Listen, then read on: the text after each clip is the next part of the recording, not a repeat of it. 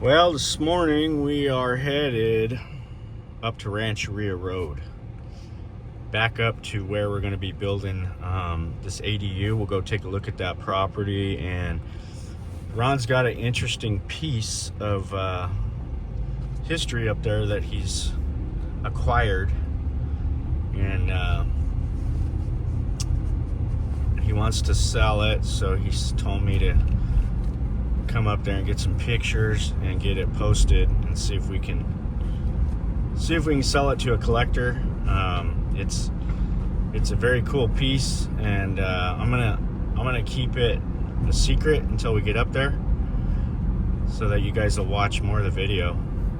See, I'm gonna trick you on that one, but yeah, we're headed up there right now, and it's a pretty cool little piece of history, and I think it's another one of those needle in a haystack type of buyers would buy this.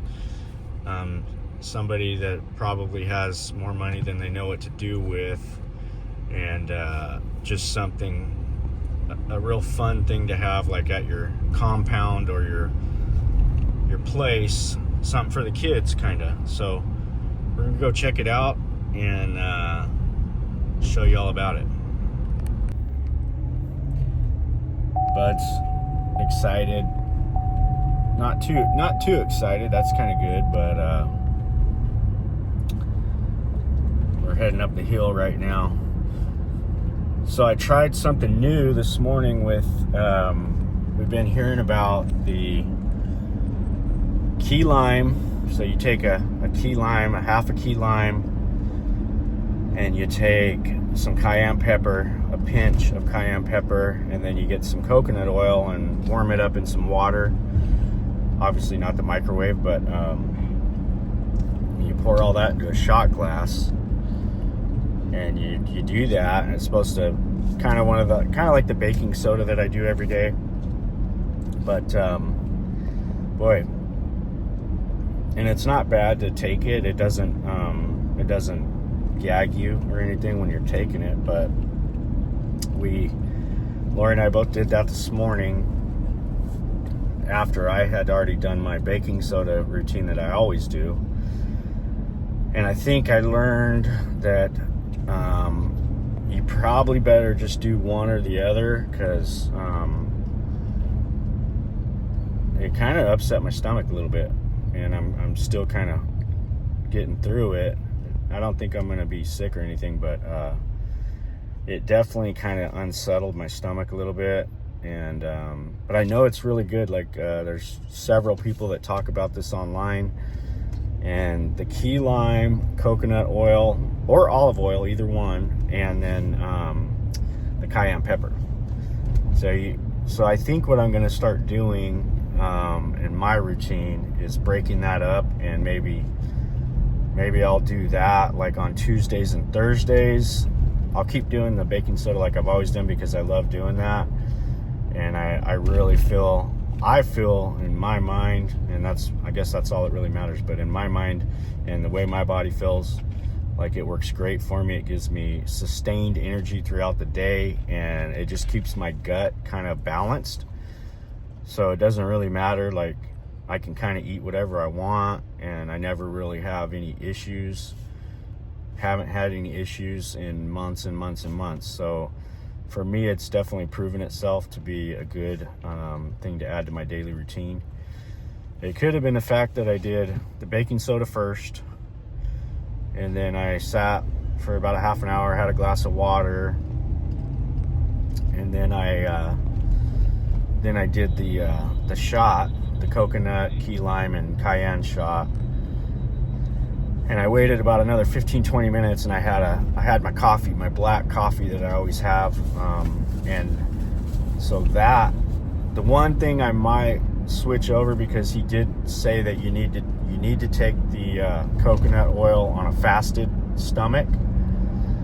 And I don't think the baking soda would have broke my fast, but you never know. So I might try to reverse the order of it and space out the time a little bit more, so your body can metabolize that stuff before you chug down a big old glass of coffee. because it definitely unsettled me a little bit, and I got to figure that one out, because I want to keep doing it, but I definitely don't want to have an upset stomach, that's for sure. So anyways, I thought I'd share that with you guys, and we are headed up to the foothills. So we'll show you guys some footage on the way up. We might stop by the river right there on our way in and see how the river's flowing. It's been flowing pretty good, and a lot of people like to jump in right there with their inner tubes, and I do not recommend doing that. Done that a couple times as a kid, and had a close call, and I've never been back in that river since. And they call it the killer current for a reason, and that's why it's just best just to stay out of it. You don't need to get in there and float down that thing. There's all kinds of obstacles in the middle that can drag you under, and every year, I don't know, 20 people go missing in that river every year. And you would think that'd be a deterrent, but there's still tons of people that do it, and you just never know. I don't think that'd be a good way to go. So for me, I stay out of it. I was on the phone, and I didn't want to skip this. I love this area right here with all this citrus. These guys, Rio Bravo Farms or something like that, they got, acres and acres of citrus right here. And it's one thing about, they don't talk about California a lot, but I'm pretty sure, whenever you hear about orange juice, things like that, it's always Florida. But what people don't realize is that here in the San Joaquin Valley, we have a lot of citrus. A lot of lemons, grapefruit, citrus, all of it.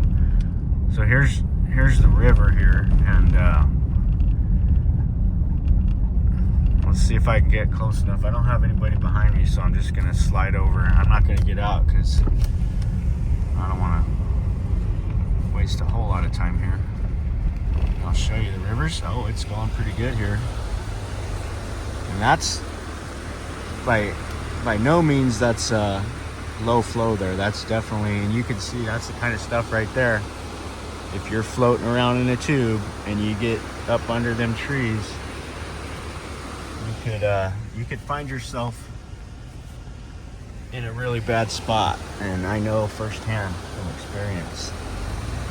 So stay out of the river, guys. But a lot of people like to jump in. They park right there, and they get in right here, and they go all the way down to Hart Park. And you can make it all the way down there, but you definitely got to be paying attention. That's for sure. And this is Rancheria Road. So this used to be the old way to go. Instead of going through the canyon like we always go towards Mammoth, this was the old way that took you up to the top.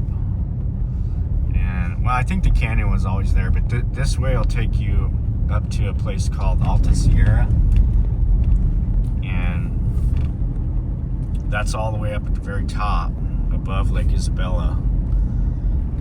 And this road here, it turns into dirt right up here, and it's probably like, I don't know, 25 or 30 miles of dirt. Maybe not quite that far, maybe 20 miles. But it'll take you all the way up to the top there, and then you can drop down. And one of these days when we don't have nothing to do, Lori and I'll hop in the car. We'll take you guys all the way to the top and come out the backside there. And this is all cattle country.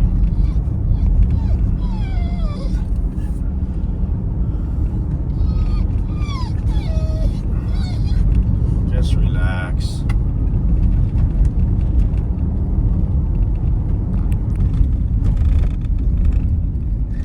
Some good looking Angus bulls. Those are all bulls.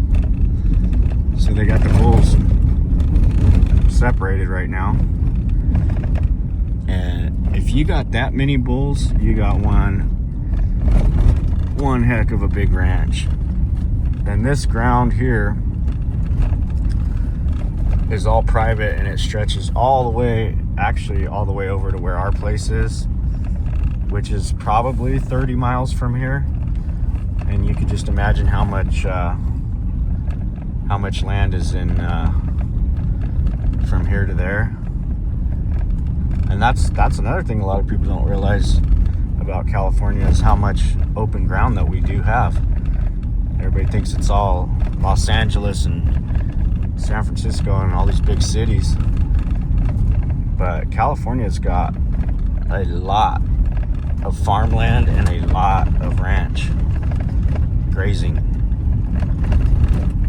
Once we get up here a little higher, I mean, it's not really clear enough today to see all the way over there, but our place is part of these foothills, but we're down at a little bit lower elevation, and it doesn't look like we're going to be able to see it from here, but it's way over that way, a long ways.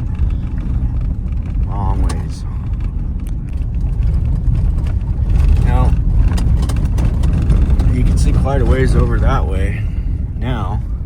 And okay, so there's the black way over there. That black right there is on the back side of my place.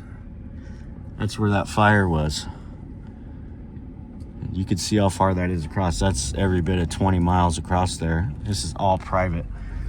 You could only imagine how big some of these ranches are. 20, 30,000 acres. And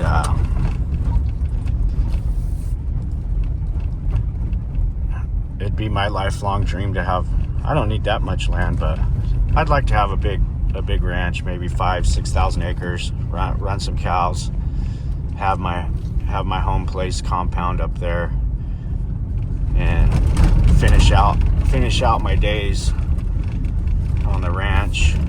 But you know, these all were come down through the families over the years, and unless you make it big, like in tech or maybe even construction, but you gotta make it real big, because these places here, probably you're talking $10 million places, $20 million to get that amount of land. And you could never make that money back with the ranch itself. That the land values are so high that I don't care how many head of cattle you ran,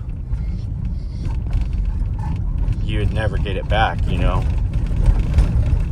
you got 300 head of cows, is going to take basically 7,000 to 10,000 acres to run 300 head of cows sustainably. And if you're pairing out calves every year, it's about less than a $500,000 a year income. So it's not something that you're gonna get rich doing. It's just, you gotta do it for the love of just being out here. And I mean, if you could feel the history, you know, that comes with being out here, and you can imagine people when they first settled all this ground. It's always really intriguing to me how they did it, and how tough life must have been on horseback out here way back then. And even as technology came back, you know, being on a ranch is not an easy life, but I think it's a meaningful life, you know. All right, here we are at Ron's place. Got the helicopter and the Humvee ready for covert action. That's his house way up on top there. And the airplane. See the airplane there?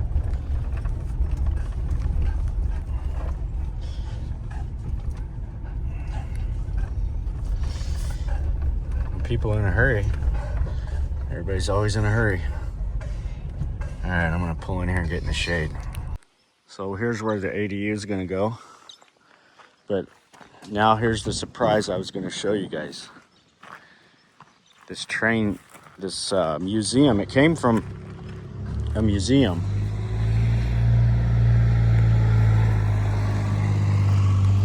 And it's authentic. It's an authentic replica of a, I mean, it's not exact, obviously. It's got an old Wisconsin engine in there. And it really just needs to be cleaned up. It's a little rough around the edges. Now, when I tell you how much the original buyer paid for this, you're gonna laugh.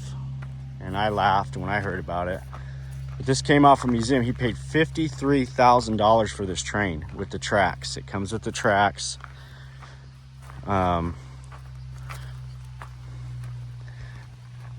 This is all the track he actually has for it right now, which is not enough to do a full.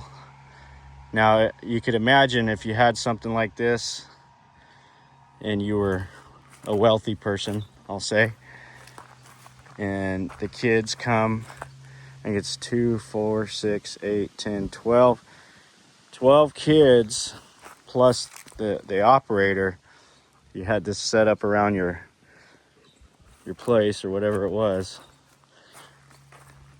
Definitely an eccentric would be a buyer on something like this.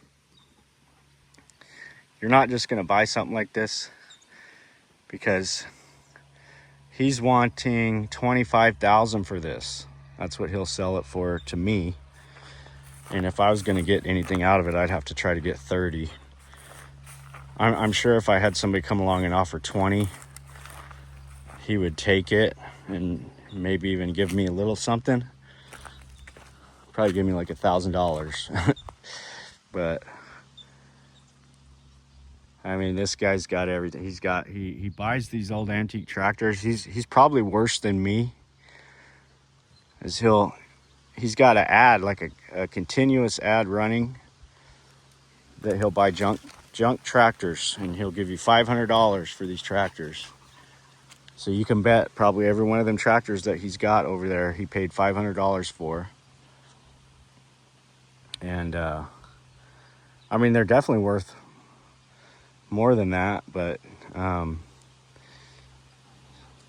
what do you do with that? I mean, he's got the statue up on the fence there. This place here would be my dream right here. He's got about, I don't know, 3,000 or 4,000 acres that extends all the way back to the river, Kern River. So his property drops down to the BLM land that touches the river. So he's backed up to that BLM all back here. And he runs about 50 or 60 head of cattle just to keep the grass down and stuff like that. But this place here is just an amazing ranch. And then they've got another like 300 acres that was in his wife's family, which is right over there. And we looked at that one. There's an old cabin back there. There's a double wide trailer. And then this piece here is like 50 acres. And it was part of her family's place too. And there used to be a house right here. And they tore it down. And that's where we're going to build that little ADU, which we've shown that before. But yeah, it's pretty cool.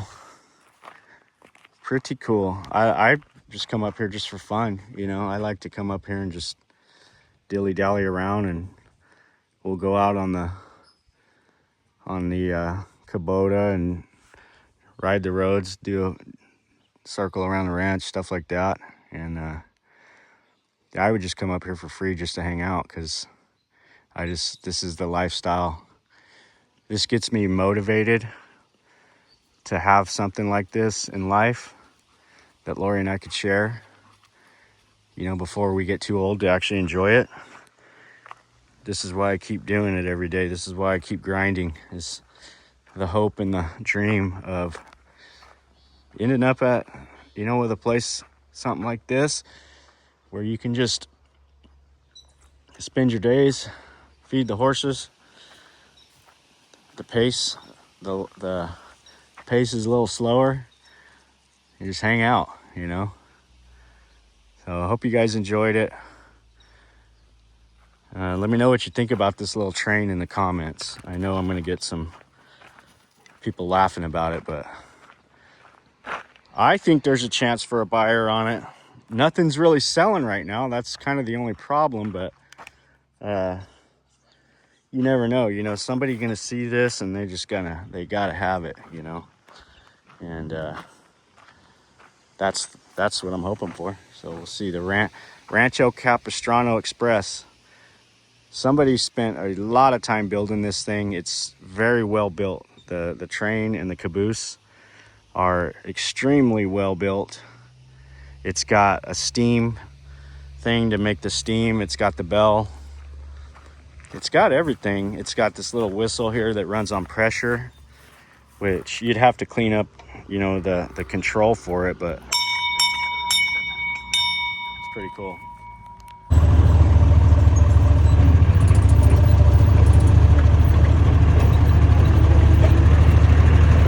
Okay, you're at the stop.